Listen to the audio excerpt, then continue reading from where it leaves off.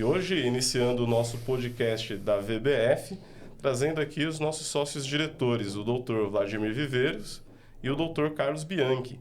Hoje nós vamos falar sobre temas muito importantes do direito e alguns aspectos muito relevantes para a vida das pessoas envolvendo esse campo do direito. Bom, e nós vamos começar a nossa conversa falando um pouco sobre os casos envolvendo o direito de família e sucessões. Como vocês veem essas situações, casos semelhantes ao do Gugu Liberato, outros que nós vimos aí na mídia, causando certa polêmica na partilha de bens? O grande problema que a gente percebe hoje, quando acontece um caso de falecimento do patriarca da família, é que as famílias não se preparam para fazer uma sucessão até a nível de inventários, elas simplesmente não se importam com isso. Ninguém pensa no momento de perder um ente querido. E aí, quando isso acontece, fica aquela dúvida do que fazer. Tinha testamento, não tinha? Tem inventário? Os herdeiros estão em litígio, não estão? Então tem toda essa questão, né? Então as famílias elas não estão preparadas para esse processo de perda familiar com inventário, né, Vladimir? Então isso é uma coisa que a gente percebe no nosso escritório, que às vezes as pessoas chegam lá e não tem nada, tem que fazer, só sei que tem que fazer inventário, mas não sabe mais nada, não sabe por onde começar. Então é um ponto que as famílias esperam acontecer o falecimento para procurar o advogado. Na verdade, o assunto direito de família e sucessões, ele é um assunto que causa grande volume de demanda junto ao judiciário. Ele é tão marcante que família e sucessões faz parte do direito civil, mas ele foi, de uma certa forma, separado, dado ao volume e à exigência do nível de especialização, né? Então, como o Dr. Carlos disse a respeito da sucessão, é uma coisa muito interessante, porque, como a gente sabe, a única coisa certa que a gente tem na vida é a morte. E, por incrível que pareça, por ser a única coisa certa, ninguém se prepara para ela. Principalmente quando existe patrimônio a se discutir, né? O ditado popular diz que conhece seus verdadeiros irmãos no momento da divisão de bens, né? Porque todo aquele sentido de irmandade parece que desaparece. Então os conflitos são muito constantes e tem como evitar, fazendo uma prevenção, ou através de um testamento prévio, ou através de doações antecipadas com reserva de usufruto, ou também, às vezes, até através de criação de holdings familiares, quando o patrimônio é muito grande e exige uma administração especial. Então, para aquelas pessoas que são mais orientadas, elas conseguem prevenir esses conflitos futuros e que, na maioria das vezes, é causa de esfacelamento da unidade familiar, né?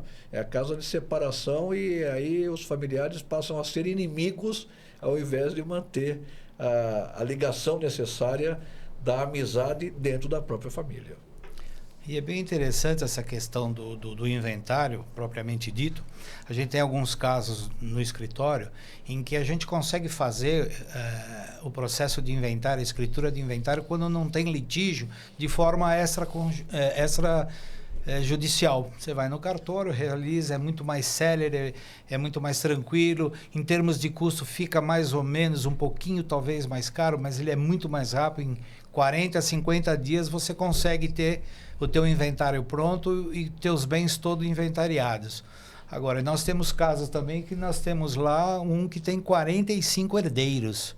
Quando você consegue juntar, quando você pensa que você juntou toda a documentação, falece um no meio do caminho, o outro se separou, aí começa... É muito complicado esperar e deixar para depois. Então, além também de brigas, de né? existir dificuldade de consenso, né? Sim. Porque o autor da herança, quando ele se antecipa, de repente a decisão dele parte dele e da esposa, ou dela e do marido, né? Então, uma, duas pessoas decidem o destino de todo o patrimônio. Quando vira a herança, conforme o maior número de herdeiros, maior o volume de conflitos, porque é difícil agradar a todos como todos gostariam que fossem agradados. E quando há essa antecipação, mas mesmo assim há um entendimento contrário à vontade do titular falecido, casos como o do próprio Gugu, aconteceu também na família do Pelé. É muito pertinente essa pergunta, né? Quando já existe a preocupação da prevenção e tudo é feito de modo a prevenir esses conflitos, isso não vai impedir o surgimento de questionamentos. Porém, como tudo isso já está documentado e às vezes sacramentado com força pública, seja de uma sentença ou seja mesmo de um registro cartorário, essas discussões elas têm uma tendência a cair no vazio. Então, dificilmente se consegue uma modificação, a não ser que se comprove a existência de uma fraude, né, de um vício na prevenção que foi efetuada. Por exemplo, você pega uma pessoa que ela está nitidamente com características de senilidade, né? Hoje fala-se muito em mal de Alzheimer, e aí é uma pessoa com Alzheimer reconhecido, ela faz um testamento. Esse testamento não tem valor nenhum. Então, eventualmente, algum herdeiro preterido ou prejudicado na divisão de bens, ele pode questionar a validade desse testamento pela existência dessa doença de natureza mental que inviabiliza o próprio testamento. Mas se tiver tudo dentro do que determina a lei, dentro das normas, em conformidade com o que é correto e legal, não existe, vamos dizer, choradeira para querer mudar o que já está determinado. Ótimo. Bom, o nosso próximo assunto, continua nessa esfera de família, é o caso dos divórcios litigiosos que envolvem aí a guarda e a proteção dos filhos menores de idade. Esse é um problema muito sério, né? Muito sério porque quando um casal resolve se separar, também tem um ditado popular que diz que a gente conhece realmente o parceiro nesse momento, né? Porque é o sinal que a parceria acabou. E quando essa parceria acaba, as pessoas começam a demonstrar realmente qual é a sua personalidade e qual é o seu caráter. Lamentavelmente, o que a gente tem presenciado nos vários processos que a gente administra é que ambos ou uma das partes, o marido ou a mulher, acabam, às vezes, intencionalmente, às vezes sem intenção, usando a figura dos filhos para atacar a parte contrária. Então, não se preocupam com os aspectos psicológicos dos filhos, normalmente crianças, ainda em fase de desenvolvimento psicológico, e usam essa criança como forma de ataque ao outro, né? A ponto de, já há algum tempo, existir a figura da chamada alienação parental, né? Então tem que tomar muito cuidado. E às vezes o advogado, mesmo que ele esteja de um dos lados, ele também tem que driblar, ele tem que coibir os excessos do seu patrocinado, do seu cliente, para que ele não incorra nesse erro. Que às vezes esse erro, quando é demonstrado e reconhecido pela justiça, acaba revertendo e é muito prejudicial para a parte, né? Então, às vezes o cliente fala, poxa, mas você é meu advogado ou é advogado na parte contrária? Não, nós somos advogados da sua parte, porém nós temos o dever, a obrigação de te alertar dos riscos que você tem. Se você quiser assumir o risco, isso é um problema seu. Mas você não vai poder dizer depois que tomou uma invertida, perdeu um processo, acabou sendo penalizado por alguma coisa, por algo que você fez e você não sabia que não podia fazer. Então, nós fazemos esse papel, que é uma forma de prevenção também. A gente chama isso de compliance. Né? E às vezes, muitas vezes, o casal em litígio, eles estão preocupados com o bem material. E eles esquecem a coisa mais importante da relação deles, quando tem os filhos, que são o bem-estar das crianças. E ninguém, às vezes, se dão conta disso. Então, é muito importante, claro, os bens, a divisão de bens, e para isso tem lá o acordo, tem a conversação, tem o diálogo, para se chegar num patamar. Mas muitas vezes eles não pensam, como que fica a guarda dessa criança? Vai ser guarda compartilhada? Vai ser guarda unilateral? Então, como que isso procede? Então, para isso o advogado entra, justamente para orientar o que é melhor. Hoje a nossa justiça, ela está dando preferência à guarda compartilhada. Mas nem sempre você tem um pai presente ou uma mãe presente. Muitas vezes a criança prefere ficar com o pai e não com a mãe, que seria uma coisa natural. Então tem tudo isso, o diálogo, a parte de convivência é muito importante nesse momento. Que a coisa tenta sair sem litígio, sem brigas, flui melhor. Senão vai ter que realmente esperar a decisão do juiz, né? Um dos alertas que a gente sempre faz em casos dessa natureza é alertar o nosso patrocinado, o nosso cliente, de que, embora o casamento tenha acabado, na existência de filhos, essa pessoa vai ter uma ligação com a outra parte eterna. Porque não dá para simplesmente apagar a outra parte da sua vida. Porque quer queira ou quer não, a outra parte ou é pai ou é mãe e vai ter essa ligação. E filho é para a vida toda, né? Bom, e uma consulta antecipada ao advogado pode eventualmente minimizar o risco de um litígio?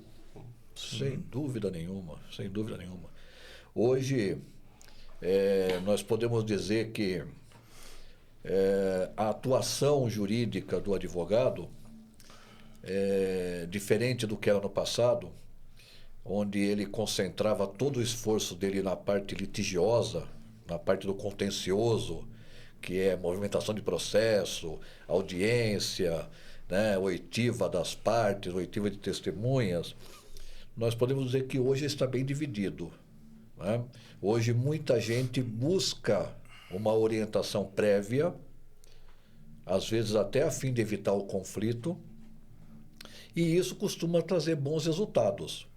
Tão bons resultados, Ed, que a própria justiça adotou um sistema de, antes de iniciar o processo propriamente dito, encaminhar as partes para uma tentativa de conciliação.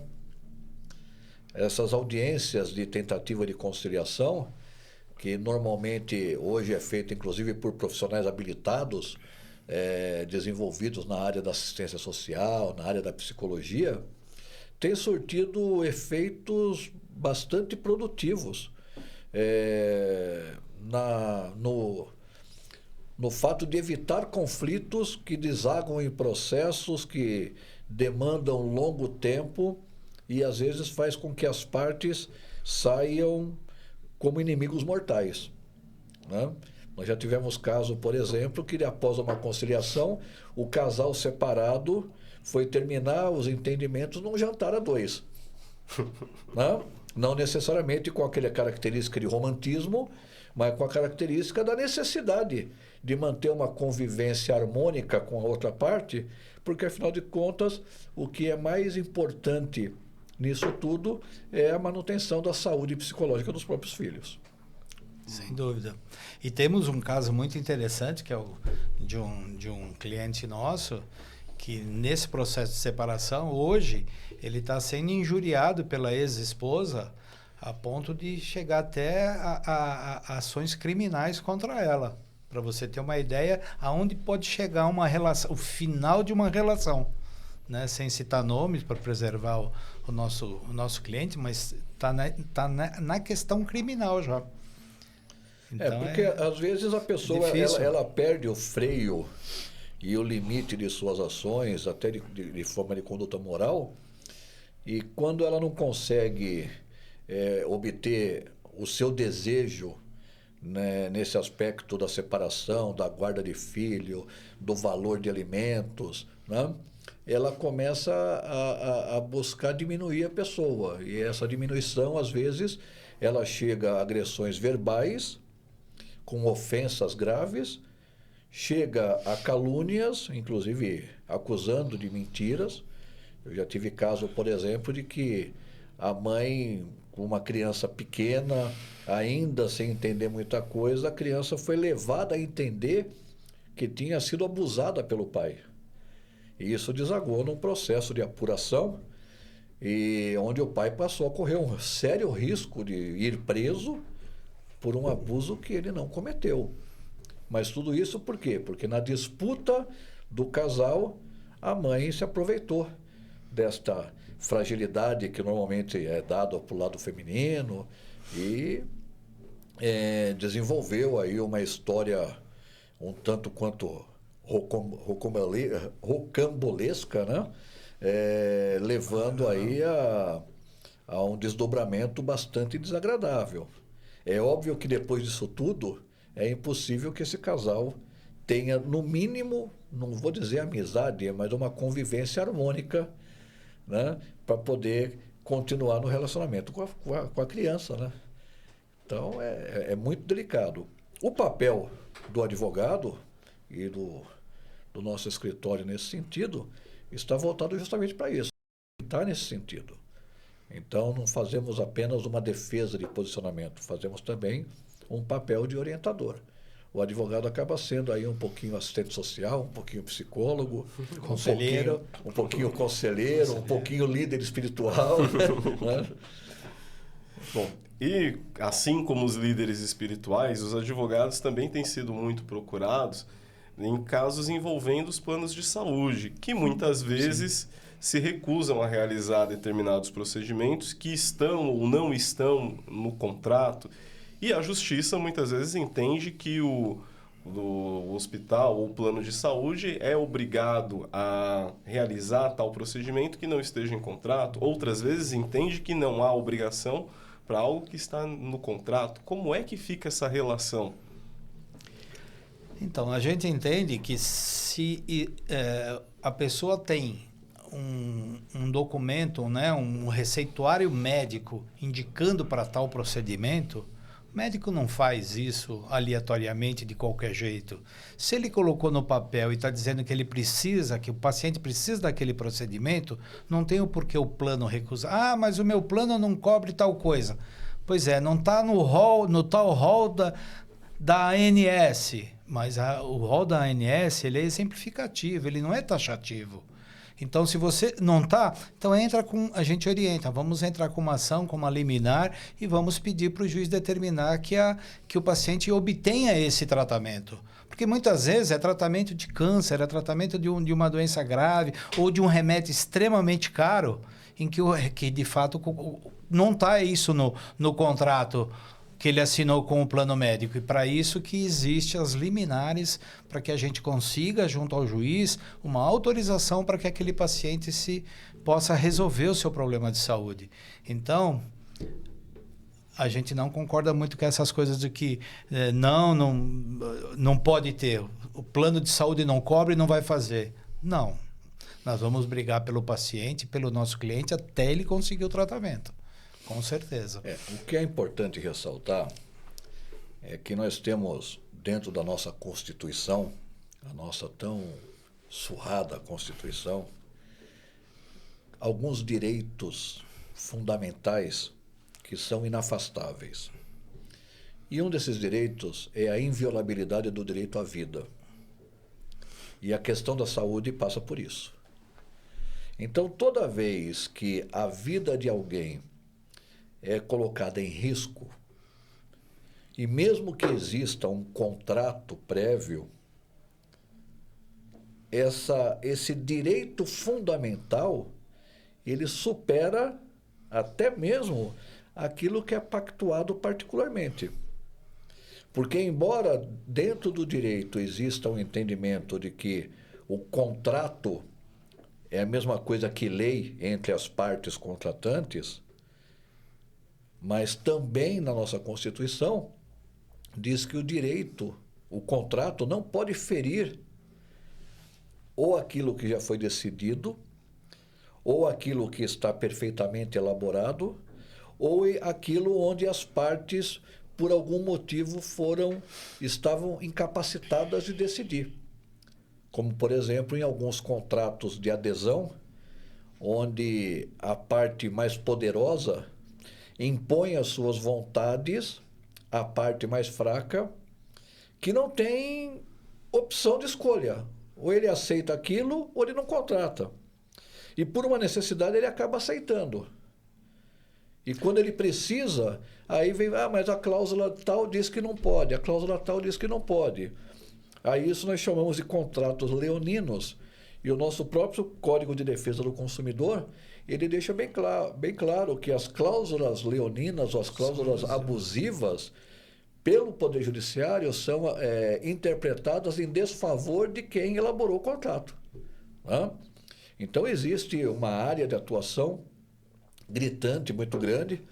A área da saúde no Brasil é uma área com um volume de conflitos enorme, porque a saúde pública, infelizmente, ela é incapaz de atender a todos com a qualidade e a presteza de momento que às vezes necessita, né? Por isso que as pessoas se socorrem aos planos de saúde, aos seguros saúde, né? Mas não podemos esquecer que plano de saúde e seguro saúde deixa de ser algo essencial para ser um negócio. E num negócio, alguém está lucrando em cima da necessidade de alguém que precisa. Então, tudo isso no Poder Judiciário ele é muito contrabalanceado. Né? Existe um jargão latino que diz que, na dúvida, deve-se decidir em favor da parte mais fraca. Né? A gente ouve isso muito no direito do trabalho, em dúbio pro mísero, ou em dúbio pro réu, ou em dúbio pro trabalhador. Né?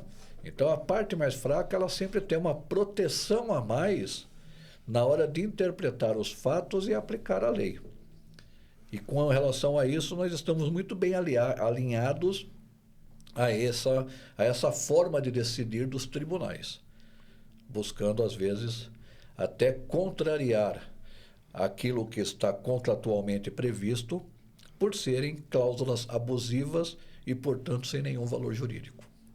A verdade é que são contratos quase que intermináveis. Você pega um contrato de plano de saúde, são inúmeras páginas e nem todo mundo tem a vontade de ficar lendo aquilo. É chato.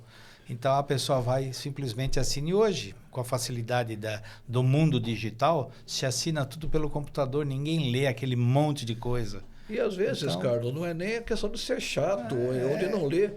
É porque hoje, se nós...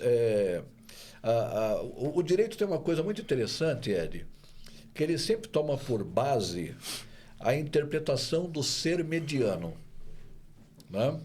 Então, se nós fôssemos imaginar hoje o ser mediano em termos educacionais, né, nós diríamos que esse ser mediano é aquele ser que pelo menos tem o ensino médio.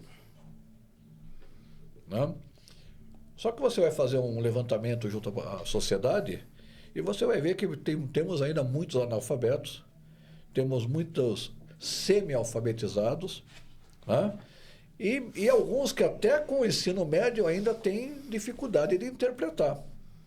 Então, quando você pega um contrato, por exemplo, de seguro-saúde, de plano de saúde, a pessoa deveria estar com um advogado a tiracolo para poder traduzir, porque muita coisa. Os termos e as colocações e as vírgulas e as entrelinhas, né, é como se fosse uma língua estrangeira, que a pessoa não domina. E aí, novamente, a gente volta àquela questão da necessidade. Eu preciso ter uma garantia, uma segurança de que a minha saúde estará coberta. Né? Eu não posso me dar ao luxo de ter que depender de um sistema único de saúde, que não é ruim, mas não atende à necessidade de imediato, e às vezes vidas se perdem por conta das demoras no atendimento. Então as pessoas acabam aceitando determinadas cláusulas justamente pela necessidade. E na hora de discutir os conflitos que surgem daí, essa necessidade ela é levada em conta. Perfeito. Bom, dito isso, ainda sobre planos de saúde e saúde privada, nós temos visto muitos casos de vazamentos de dados e golpes envolvendo dados que foram vazados de agendamentos de procedimentos médicos. Como é que o cliente, paciente, pode se proteger dessas situações? E como é que fica a responsabilidade do hospital, da clínica, do plano de saúde, alvo desses vazamentos? Muito boa colocação. Quer falar um pouco, Carlos? Primeiro que a empresa tem que ter um compliance jurídico que cuida de toda essa questão dos dados que ela armazena em seus arquivos, né? Porque ela está trabalhando, um hospital trabalha com milhares de pessoas, né? Então ela tem que ter uma segurança jurídica, né? Um compliance para isso, para que ela não deixa esses dados vazarem para pessoas externas que acabam utilizando de forma negativa. A gente conhece casos aí que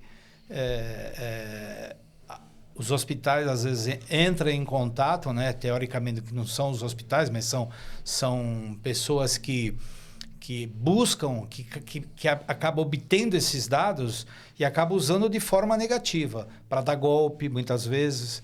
Então, a gente percebe que... E você recebe uma ligação de uma pessoa que se passa como funcionária de um hospital, de uma clínica, e ela tem todos os teus dados. Ela fala teu nome, teu endereço, teu telefone, o nome da mulher, dos filhos. A pessoa que está do outro lado da linha acaba achando que é verdade. E aí acaba caindo no golpe. Então, a empresa tem que ter esse cuidado, porque a lei da LGPD está aí, veio para ficar, e as pessoas têm que tomar esse cuidado. As empresas têm que tomar esse cuidado, têm que ter esse compliance jurídico na sua estrutura organizacional, senão corre o risco de vazar. Então, se você cair num golpe deste tipo, o que você tem que fazer? Imediatamente acionar, fazer um boletim de ocorrência aí na polícia, e vai lá na delegacia, abre um boletim de ocorrência e procura uma assessoria jurídica para poder se defender, porque eles têm todos os seus dados. Aliás, essa história do vazamento de dados, que é preservado pela Lei Geral de Proteção de Dados, a LGPD, ela não está adstrita só aos planos de saúde.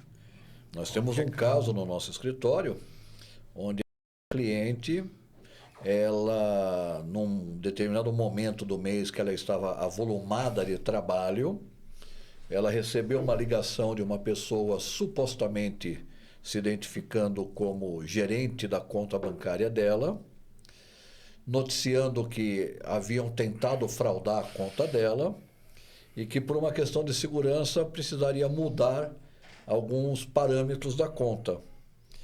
E aí essa pessoa, para essa nossa cliente, ela confirmou qual era o nome dela completo, qual era o CPF dela, qual era o número da conta. Ela tinha todas essas informações. Essa nossa cliente, acreditando ser a gerente e preocupada também com a atividade dela do dia a dia, ela, desavertidamente, ela forneceu a senha da conta bancária dela. E aí o golpista, com a senha e os dados, fez empréstimos, né? Usou o cartão de crédito dela de forma virtual, fez compras, causou um prejuízo considerável. E quando ela foi reclamar ao banco, o banco falou: não, mas tudo isso foi feito com a sua senha pessoal. Se você passou a sua senha pessoal a alguém, a responsabilidade é sua. Ou seja, o banco tentou tirar a responsabilidade dele. Mas é aquilo lá. Ela passou a senha de forma inadvertida, porém, ela foi levada a acreditar que estava falando com a gerente porque a pessoa tinha as informações dela. Então, ela pode ter sido Induzida, enganada ou responsabilizada por ter fornecido a senha, mas o banco tem a responsabilidade por ter permitido o vazamento de dados, né? Então, essa questão da LGPD ela é muito séria. E o volume de golpes nesse sentido está muito grande, principalmente, Ed, por conta de uma área muito interessante que a gente chama de analfabetismo funcional, né? Hoje nós podemos dizer que metade da população brasileira é analfabeta funcional. O que é analfabeto funcional? É aquela pessoa que sabe ler, sabe escrever, mas tem dificuldades de interpretar e não acompanha a tecnologia. E hoje tudo está de modo tecnológico. Hoje você vai ligar para uma operadora de telefonia, você não fala mais com pessoas humanas, você fala com máquinas. Você vai ligar para vai ligar para o banco, o próprio banco vai colocar um sistema automatizado para te atender. E com isso vai se coletando dados, vai se coletando informações. Porque você se identifica, você digita seu CPF, você confirma quem é você confirma dados para essas empresas, esses órgãos. E eles têm o dever, a obrigação de guardar isso de modo muito sigiloso, né? Então, nós temos um outro caso também de uma cliente que, usando os dados dela, fizeram um financiamento de um automóvel em nome dela e ela nunca teve esse carro em mãos. E, obviamente, quem fez esse financiamento não pagou o financiamento. Então, hoje ela está sendo acionada pelo banco porque ela não pagou uma dívida que ela não fez, mas que todos os dados estão lá, tudo foi feito de forma online e está dando um trabalho muito grande para poder reverter isso, né? Por quê? Porque os dados dela vazou de alguma maneira e não houve também a preocupação, por exemplo, do banco em se certificar se aquela pessoa que estava contratando era realmente ela. Então, permitiu que um terceiro se passasse por ela na contratação e fizesse negócios. Tem muita gente fazendo ligação de conta de água em nome de terceiro, fazendo ligação de conta de luz em nome de terceiro, contratando planos de telefonia em nome de terceiro. Porque tudo isso você consegue fazer online sem a necessidade de apresentação de um documento físico, sem a necessidade de uma assinatura ou mesmo da presença. Tudo isso por conta do dinamismo dos negócios. Só que tudo isso vem gerando conflitos. Então, se nós fizermos um levantamento para ver o volume de golpes que são dados, esse volume é monstruoso, é assustador.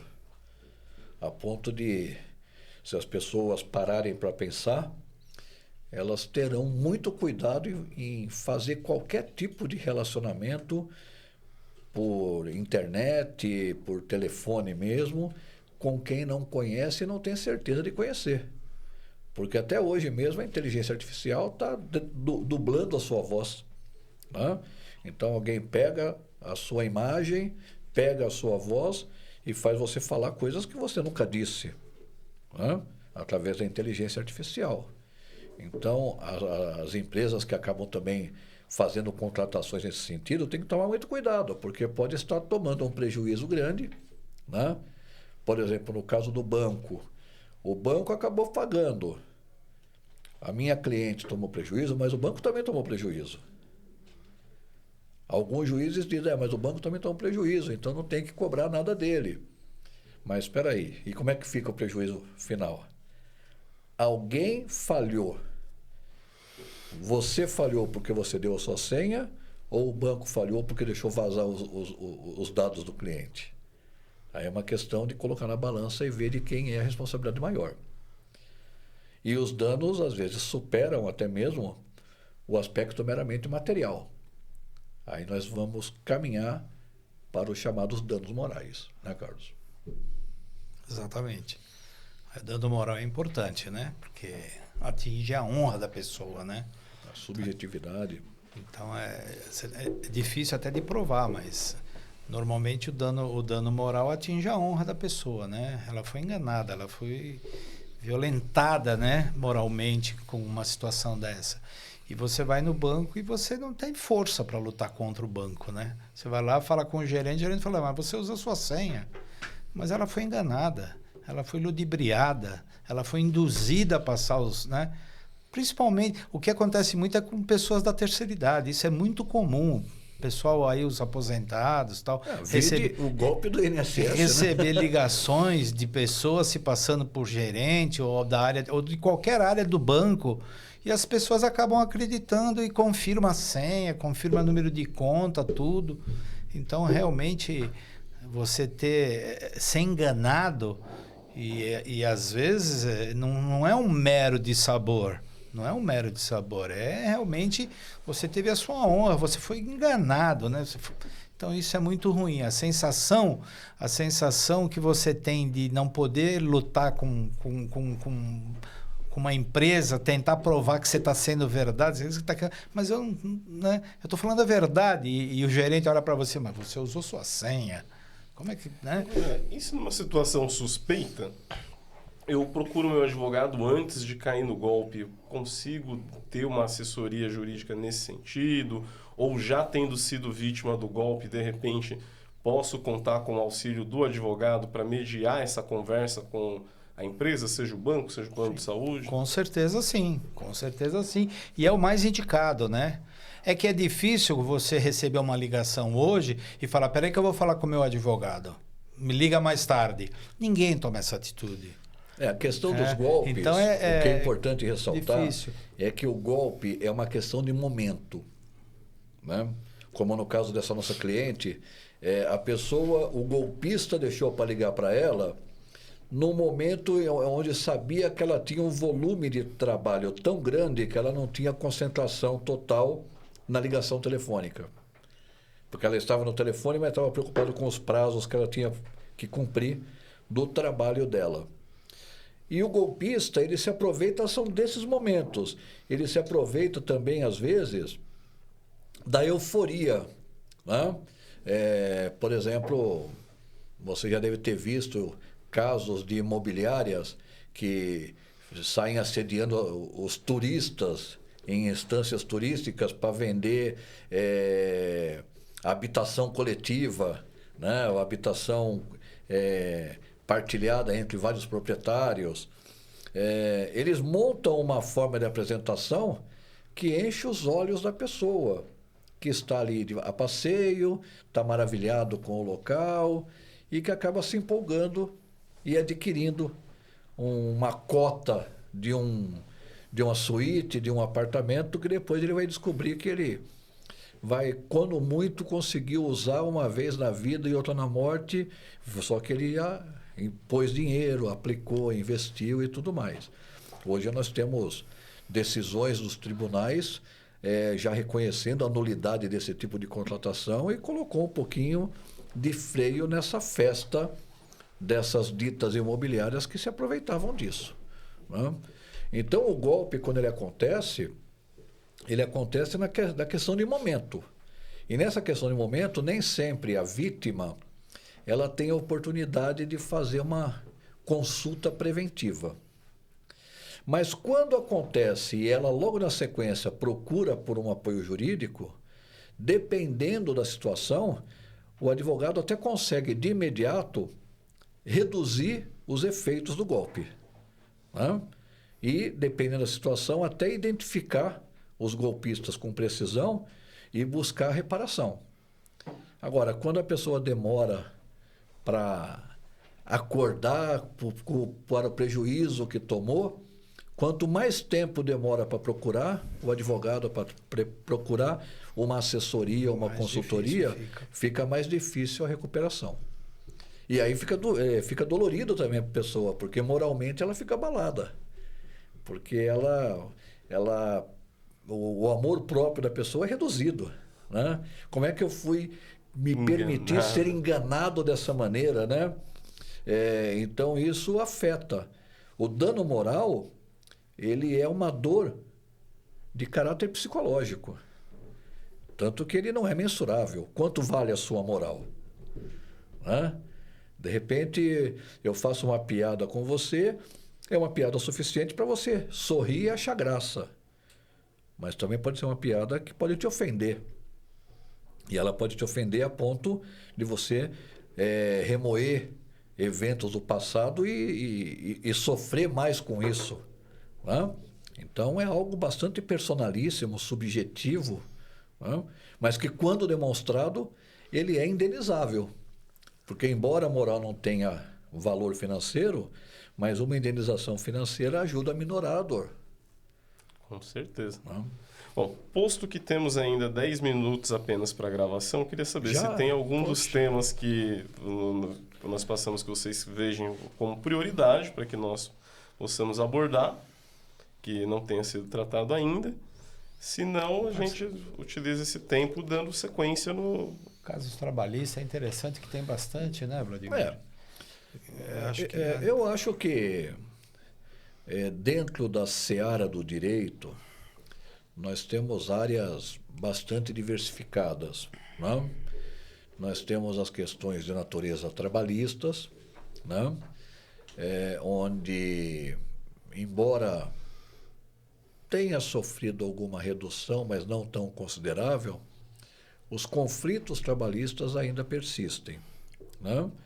E os conflitos trabalhistas caem naquela primeira fala nossa, ou seja, é o poderoso economicamente, que é o empregador, numa relação jurídica com uma pessoa necessitada, que é o empregado. Embora o empregado esteja vendendo a sua força de trabalho, esteja vendendo a sua mão de obra, né, esta relação jurídica, ela nem sempre é igualitária. Por isso que a legislação trabalhista, ela procura trazer um equilíbrio, né, criando mecanismos mínimos para que a parte mais fraca tenha garantias. Então, se a gente tem jornada de trabalho, se a gente tem salários mínimos ou pisos de categoria, se a gente tem adicionais no turno de insalubridade, de periculosidade, se a gente tem horas extras diferentes acrescidas, obrigatoriedade de descanso semanal no final de semana e por aí afora vai, né? Cestas básicas, vale transporte, gratificações. Tudo isso, a intenção do legislador é para fazer esse equilíbrio de poder econômico para que o empregado não seja tão abusado nesse sentido, né? Fora isso, também nós temos uma outra relação importantíssima e para a qual a gente vê que a maior parte da sociedade não se preocupa com ela, que é a questão de natureza tributária, né? Todos nós somos pagadores de tributos. Muitos reduzem o tributo ao imposto, né? Então, na linguagem popular, todos nós somos pagadores de impostos. E eu já vi gente dizendo que, mas eu não pago imposto, né? Mas como você não paga imposto? Você está vivo? Se você está vivo, você paga. Você pode não pagar diretamente, Mas paga. mas indiretamente você está pagando. O pão francês que você compra na padaria, se ele hoje custa 50 centavos, R$1, se não tivesse impostos, tributos sobre ele, custaria 20 centavos. Né? Se você hoje está andando de ônibus, de metrô e está pagando uma passagem às R$5,50, se não tivesse os tributos embutidos, você estaria pagando uma passagem muito mais barata. Né? E, fora isso, temos as questões tributárias que incidem diretamente. Né? Por exemplo, você tem o IPTU da sua casa e você não conhece a legislação do IPTU, você só sabe que você recebe o carnezinho da prefeitura lá para todo ano pagar. Mas, de repente, dentro da própria lei do IPTU, existe alguma possibilidade de reduzir o valor do seu imposto ou até de isentá-lo.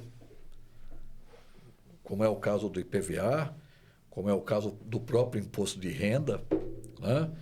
O que é que você pode deduzir para ser considerado renda tributável? Então, nós temos uma série de conflitos também que nascem dessa relação jurídica que nós temos com o Estado. E eu costumo dizer que o Estado é o nosso monstro do Frankenstein, né? Se a gente não pôr um controle, a fome do Estado é tão voraz que a criatura acaba destruindo o Criador. E para isso tem nós, os advogados, que estão ali para orientar e indicar a melhor conduta para, assim como economizamos luz, água, telefone, combustível, economizar também no pagamento dos tributos de forma legal, dentro da lei, sem sonegar, sem cometer fraude, sem correr risco até de cometer crime tributário. Isso aí. Bom, ainda temos aí 5 minutinhos. Um ponto muito relevante que causa dúvida para muitas pessoas é a relação entre condomínio e proprietário do imóvel. A gente teve aí casos recentes, inclusive um na Bahia, de um condomínio de luxo que teve um litígio sério com os moradores por não entendimento nas assembleias. Como o auxílio jurídico pode ajudar nessa relação? Uma pergunta bem interessante. Todo condomínio ele tem lá o seu regulamento interno e sua convenção condominial. Que muitas vezes o morador, quando adquire seu imóvel, ele não recebe isso ou da construtora, ou quando ele compra um imóvel usado, ele não recebe isso do síndico do prédio. E ele desconhece quais são os regulamentos que existem naquele condomínio. E aí, para viver em condomínio, você precisa saber viver em comunidade. Porque você, no mesmo andar seu, você tem o seu vizinho, você tem que falar bom dia, boa tarde. E muitas vezes, essas regras de convivência, elas são atritadas dentro de um condomínio. Então, é muito importante o papel do síndico, né? O síndico hoje, tem muitos, inclusive, condomínios que tem o síndico profissional. Porque isso já ficou tão... O síndico tradicional, que é aquele morador que se elege numa assembleia de condomínio... Só para não pagar a taxa condominial. Só para ter o benefício de não pagar a taxa condominial, está caindo em desuso. Porque ninguém quer ter atrito com os seus vizinhos de moradia ali daquele condomínio. Mas que existem essas regras. O condômino tem que ter conhecimento desse regulamento interno, do que ele pode e do que ele não pode. E muitas vezes é muito difícil. Eu moro em condomínio, eu faço parte da assembleia, da administração do meu condomínio como conselheiro, e eu vejo os diversos tipos de problemas que ali causam, que se a pessoa tivesse conhecimento do regulamento interno daquele condomínio, não teria atrito com o síndico. Mas parece que não. Eles preferem simplesmente achar que eles podem tudo. E aí o meu direito termina quando começa o seu. Então, no condomínio tem que ter bastante jogo de cintura, bastante bom senso. O morador tem que realmente entender que ele mora numa comunidade e ele vive, né? Ele tem que aprender a viver em comunidade, senão ele vai... A questão do condomínio é muito interessante, Ed, porque eu costumo exemplificar sempre em forma de paralelos. Um condomínio residencial é uma figura micro do Estado. É uma sociedade que convive com uma série de regras e que tem alguém que executa essas regras. Então, enquanto nós temos o presidente da República, temos o governador, temos o prefeito, na área da sociedade, na área do público, nós temos o síndico, o administrador, na área do condomínio. Então, os paralelos são perfeitos. O que as pessoas precisam entender é que a liberdade, que é um princípio sagrado, ela não é absoluta. A liberdade não é absoluta. A nossa liberdade, ela é relativa. A nossa liberdade, ela vai até onde começa o direito do outro. Porque se não existir esse limite, nós extrapolamos e abusamos do outro, que às vezes é uma parte mais fraca. Então, os regulamentos precisam ser muito bem estruturados e as pessoas, os moradores desse condomínio, assim como a sociedade, deveria ter uma participação mais ativa. Eu costumo dizer uma participação política, mas não necessariamente uma participação política partidária, mas uma participação política de poder buscar soluções e oferecer sugestões para que a convivência social seja sempre a melhor possível. Que agrega valor dentro do condomínio. E o que a gente vê nos condomínios é que quando um síndico convoca uma assembleia, Um condomínio com 200 apartamentos, aparece 5. E esses 5, por regras convencionais e legais, acabam decidindo por 200. E depois os outros 195 querem reclamar que isso é abusivo. Mas é abusivo por conta da omissão. Eles não querem perder tempo, não querem abrir mão do futebolzinho, não querem abrir mão da novela, não querem abrir mão do bate-papo com os amigos para discutir uma questão que envolve a sociedade onde ele está inserido. Né? Nós damos assessoria e consultoria, inclusive em reuniões condominiais, até para permitir que essas reuniões fluam com muita tranquilidade, sem agressividade, porque às vezes reunião de condomínio sai até agressão física, né? É muito comum reuniões de condomínio, assembleias de condomínio terminarem em delegacia, né? Então o advogado, o escritório, o jurídico também tem esse papel de consultoria, de acompanhamento, de orientação, para sempre fazer com que tudo flua com naturalidade, evitando desgaste, conflitos e perda de dinheiro. Porque depois que começa um processo criminal de apuração de responsabilidade, aquele que agiu de forma tresloucada, sem pensar, vai sentir no bolso quanto custa, às vezes, ofender a pessoa, agredir a pessoa, né? Às vezes uma palavra pode ter um custo financeiro considerável para o bolso do ofensor. Vale ressaltar que alguns condomínios são antigos e, portanto, têm convenções antigas. A assessoria jurídica pode, nesse sentido, também se tornar uma linha importante aí para a proteção da própria administradora do condomínio? Sem dúvida. E pode promover a atualização dessa convenção. Assim como as leis são alteradas, são acrescidas, são modificadas, as regras condominiais, as convenções condominiais, as regras internas também, porque as normas de convivência social, a convivência social é um espírito vivo. Ela está sempre em flagrante crescimento e mutação. E nós temos que nos adaptar a isso, né? Não faz muito tempo, só a título de exemplo, a mulher tinha um papel secundário na sociedade em relação ao homem. Então a mulher, chegou um tempo que a mulher casada, por exemplo, para poder trabalhar fora, só podia trabalhar fora se o marido autorizasse. Né? Você fala uma coisa dessa hoje, o pessoal te chama de maluco. Mas isso existiu, e existiu há menos de 50 anos atrás. Né? Hoje não, hoje nós temos uma Constituição Federal que diz que homens e mulheres são iguais em direitos e obrigações. Acabou essa diferença de importância. Só que isso, o que é? É a evolução, é o crescimento. E a legislação tem que acompanhar esse crescimento.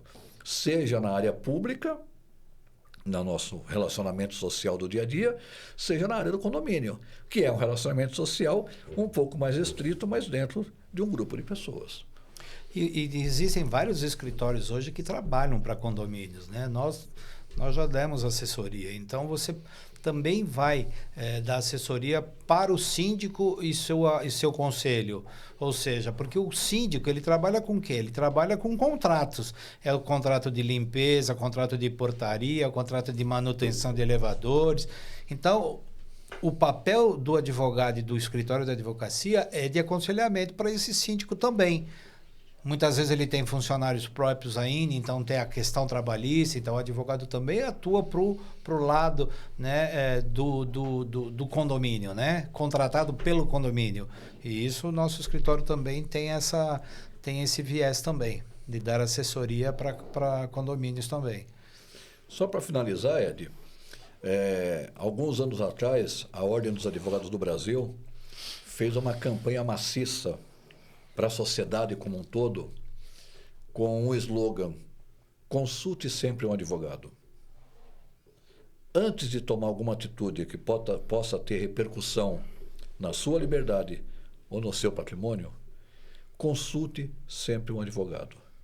O advogado, ele não existe só para corrigir o erro que aconteceu, mas ele existe principalmente para prevenir que o erro aconteça.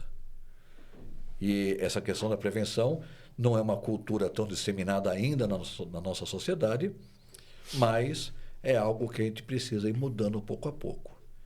Às vezes o que a gente gasta numa consultoria, o que a gente gasta numa previsão, evita gastos maiores futuros numa correção. Eu diria que esse tipo de situação não é despesa, é investimento. Você está investindo para que amanhã você não tenha uma despesa. Então, a prevenção, sem dúvida, é o melhor caminho. E o nosso escritório está sempre à disposição, né, para acolher, para orientar, para receber os clientes e sempre dar o melhor possível para cada caso. Né? Então, o VBF veio para realmente ser um pouco diferente no sentido de aconselhamento também. Maravilha. Senhores da equipe técnica, nós ainda temos algum tempo aí? Não, né? Vocês estão envolvidos em algum litígio? Precisam de da assessoria da VBF? Então, são 3 áreas que você nunca pode desdenhar. É a área do médico, porque ele te garante a vida. É a área do líder religioso, porque te garante o paraíso, o céu. E a área do advogado, porque garante o seu patrimônio e a sua liberdade. É verdade.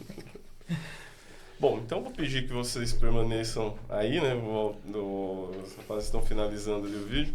Você pode, por gentileza, colocar o vídeo no mesmo pendrive.